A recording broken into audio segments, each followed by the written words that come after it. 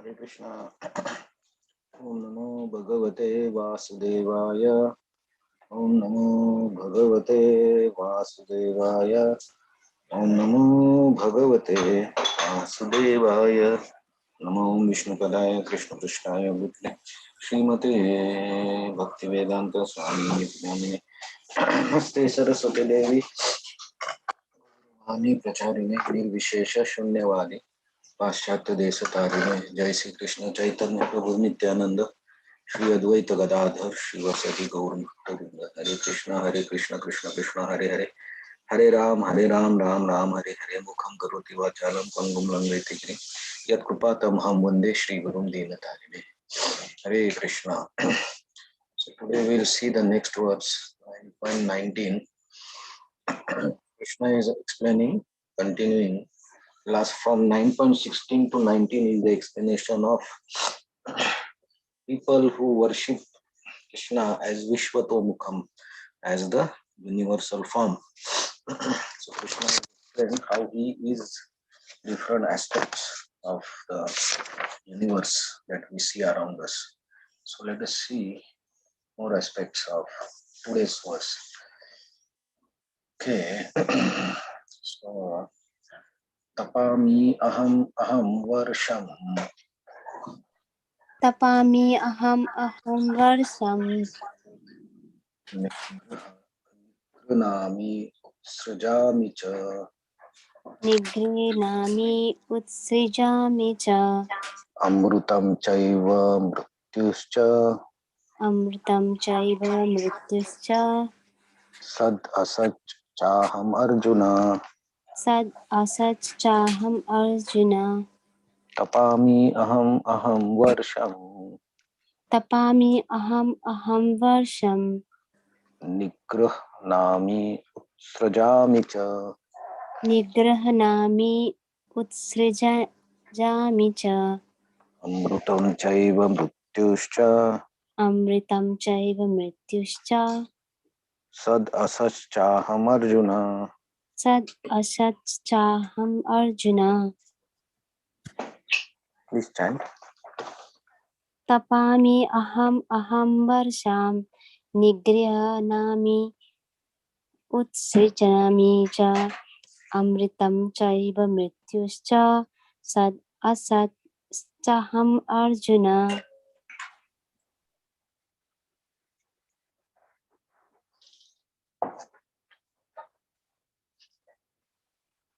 Okay, so translation and purport.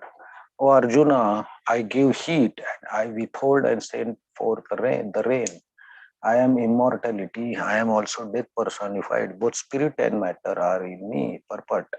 Krishna, by his different energies, diffuses heat and light through the agency of electricity and the sun. During the summer season, it is Krishna who checks rain from falling from the sky. And then during the rainy season, he gives unceasing torrents of rain. The energy which sustains us by prolonging the duration of our life is Krishna. Krishna meets us at the end as death. By analyzing all these different energies of Krishna, one can ascertain that for Krishna there is no distinction between matter and spirit. Or in other words, he is both matter and spirit. In advanced stage of Krishna consciousness, one therefore makes no distinction. He sees only Krishna in everything. Since Krishna is both matter and spirit, the gigantic universal form comprising of all material manifestation is also Krishna. The pastimes in Vrindavan as 200 Sham Sundar playing on a flute are those of the Supreme Personality of Godhead. So Krishna, taking the examples of manifestations that we see by our eyes around us in this universe, is explaining the people who worship Krishna in the universal form. So in the universal form means the uh, manifestations or the great things or situations. So here Krishna takes further some examples that tapami means heat and varsham means rain. So tapami aham varsham. So he is the heat and he is the rain. And Nigrahami utsrajami cha. So he gives and also withholds the rain. Right? So for our survival, these two things are very important: heat and water. So the task or the activity to give the heat is uh, mostly carried by sun. The sun gives heat to all the universe. There is only one sun which gives heat to all the universe. And on the earth also we see, right, some of the countries which are on the northern side of the earth, where the sun is visible for only few hours a day, like some countries like Finland or some countries which are very north. The sunshine does not reach much there. It reaches, but reaches for say 4 to 5 hours a day. That also in summertime, and winter time there is almost no sun. So those countries are very cold. It's always very cold there throughout the day and night. And surviving in those countries is a challenge for people going from outside from some country. People who live there, they are used to it, but if we go, we find it difficult. So what they have to do, they have to find out artificial means of heat. So Srila Prabhupada uses electricity word. Why? So electricity is also created by the intelligence, right, that is given by Krishna. So in those countries, mostly electric heat or hot water, all this type of artificial means are used to create the heat so that people can survive. In Japan also we have winter wave in Hokkaido and all. The temperature goes to minus 20, 25. We need heat. So we have heaters, kerosene heaters. Why is there? Because without heat we cannot survive. Similarly, water. We all know without water, if we have to do fasting 2 times a day also, it becomes very difficult. So these two things are very important for our life, and that we see every day. So Krishna is saying that ultimately these energies are my energies. So heat or sun is his energy, water is also his energy, and he gives and takes back also the rain. So how he does? He does through his different energies, right? So Krishna don't do it himself. Like the company CEO or director, they don't have to do everything. They have managers, general managers who take care of all these activities. Similarly, Krishna is not required to do everything by himself.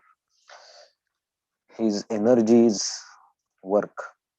And what type of energies? Like personal life. So sun god is there, Indra is there, who are his energies, who do these activities.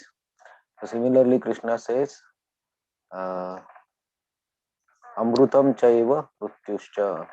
So death is also Krishna. So birth and death is the um, truth of life. Everything that takes birth has to die. Right? So this is the truth of life. And after death, again there is birth. So Krishna says that I am this representation of this time and death also. So at death we have chance to choose a proper destination if we spend our life correctly.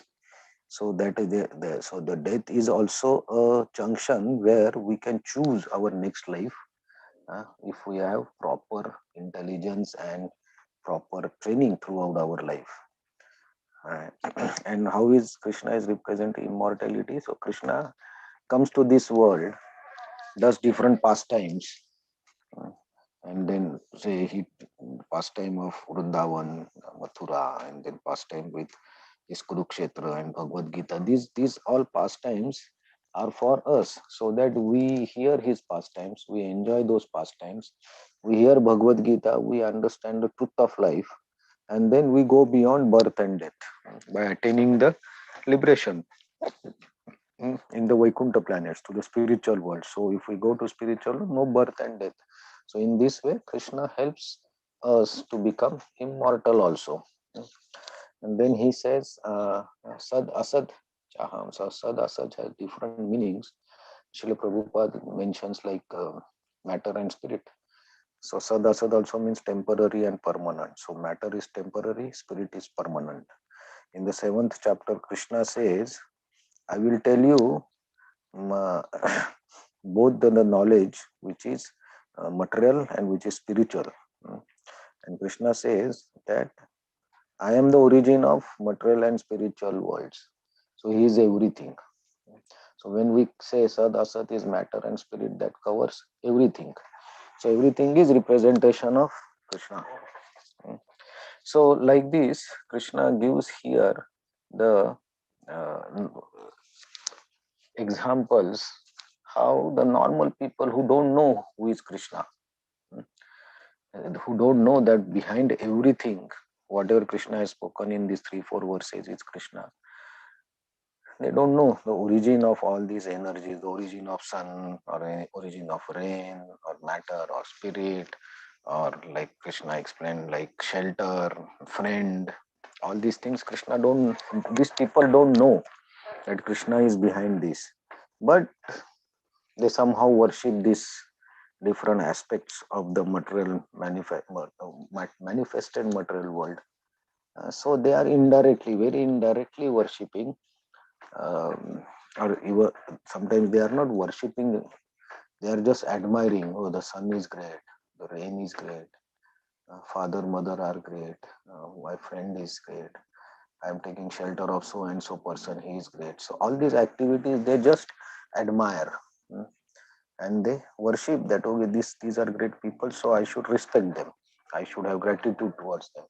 So but they don't know exactly what is Krishna. So they, the maximum people of this world are like this, they don't know who is Krishna, but they somehow or other worship somebody, and without knowing the cause behind that. But they worship the world that is manifested around them with greatness of that particular situation. So this is Vishwato Mukha, how people see around the things and worship them. So Krishna explained this in last 3-4 verses. So uh, there was also other two types of people, like Pruthatvena, who worship the demigods. So Krishna is going to explain that in the next 2-3 verses, and then is Ekatvena. Ekatvena is worshipping in ourselves as God. So that is explained little bit in this chapter, and rest of in the 12th chapter. So whatever we are discussing now, Krishna is discussing, will be more detailed in 10, 11 and 12th chapter of Bhagavad Gita. All these three categories will be more elaborately defined by the examples, not exactly categories, but how the universal form, how the Krishna's energies work. That is explained in the next 3-4 chapters. So, but this chapter will give overall overview, and this is the confidential part that people indirectly, without knowing Krishna has made arrangements so that the people can elevate their consciousness to a stage where they can really come to a level of goodness where they start worshipping or doing the bhakti. So let us see the next 2-3 verses from tomorrow about the Pruthaktveena people who worship in different forms, like Devtas. Hare Krishna. Thank you very much. So, anybody wants to add anything?